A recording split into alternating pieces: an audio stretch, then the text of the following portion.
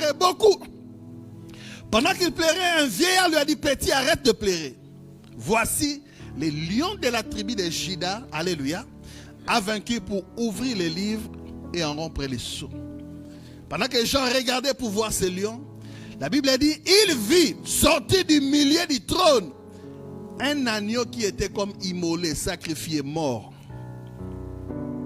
Donc Christ est sorti du milieu du trône. Mais qui sont ces 4 êtres vivants qui viennent s'asseoir sur le trône et au milieu du trône et autour?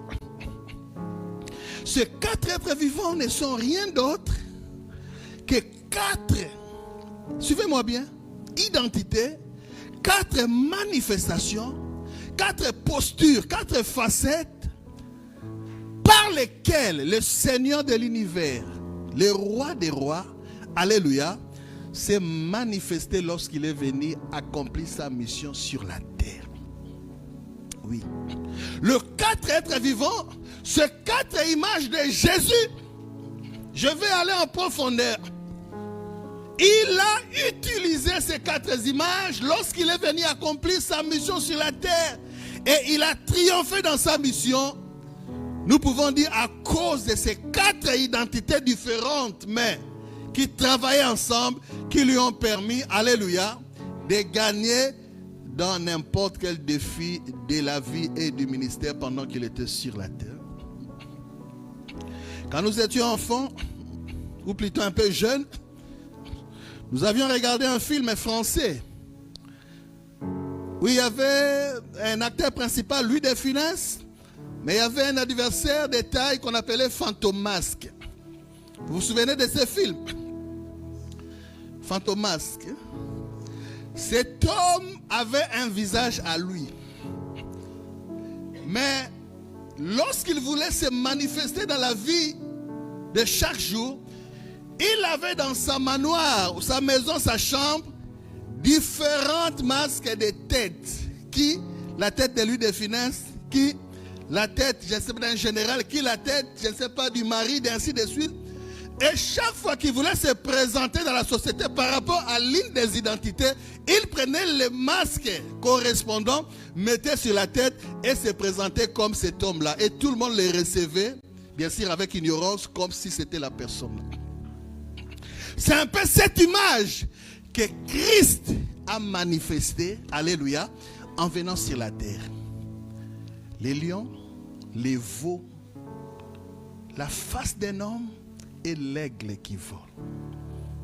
Cependant, nous avons dans la Bible 4 livres entiers qui nous parlent et nous présentent de façon suivie, profonde et merveilleuse chacune d'identité de ces 4 êtres vivants. Le premier livre, c'est le livre de Matthieu, qui nous présente Jésus-Christ comme le lion de la tribu de Juda. Le second livre, c'est le livre de Marc, qui lui nous parle de Jésus comme le veau, qui veut dire le serviteur. Je vais y arriver. Le troisième être vivant est présenté, décortiqué par le livre de Luc, qui nous parle du côté humain de Jésus, le Fils de l'homme. Et enfin, le quatrième être vivant, qui avait ce qui était simplement un air qui volait, c'est là où Jean nous étale la partie divinité de Jésus. Regardez Matthieu. Dans Matthieu, quand vous êtes au premier chapitre, on nous présente la généalogie de Jésus. Matthieu chapitre 1er, qu'est-ce que la Bible dit? Généalogie de Jésus-Christ, fils d'Abraham, fils de David, pardon, fils d'Abraham. Pourquoi fils de David? David est le roi. Ne l'oubliez pas. La Bible dit, Abraham engendra Isaac, Isaac engendra Jacob, Jacob engendra Juda et ses frères. On laisse les frères, on prend Juda. Or, Jacob, avant de mourir, a prophétisé sur tous ses fils. Et sur Juda, écoutez la prophétie, le sceptre ne s'éloignera pas de Juda. Juda est comme un roi qui revient du carnage. Il est assis. Qui le fera lever?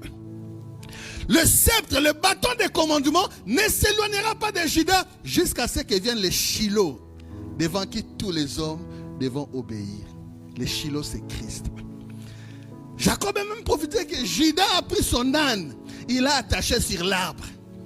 Et nous savons plusieurs décennies, années, je ne sais pas quoi. Beaucoup d'années sont passées. Où un jour, Jésus qui est descendu de cette tribu de Juda, qu'on appelle les lions de la tribu de Juda, les lions, la tête du lion, c'est-à-dire les rois.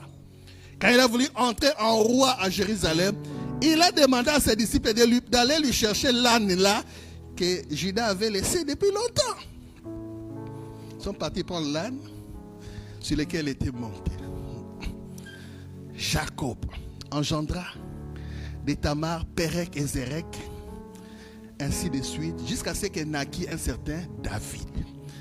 Et la Bible dit toujours dans cette généalogie, David, le roi David, engendra Salomon. Salomon engendra Roboam. Et ainsi de suite, jusqu'à ce que vint et naquit celui qu'on appelle Jésus. Il est de la lignée royale. Il y a l'un des termes génériques qu'on appelait Jésus-Christ, fils de David. Ça veut dire, toi là, tu es de la lignée de David. Tu es roi.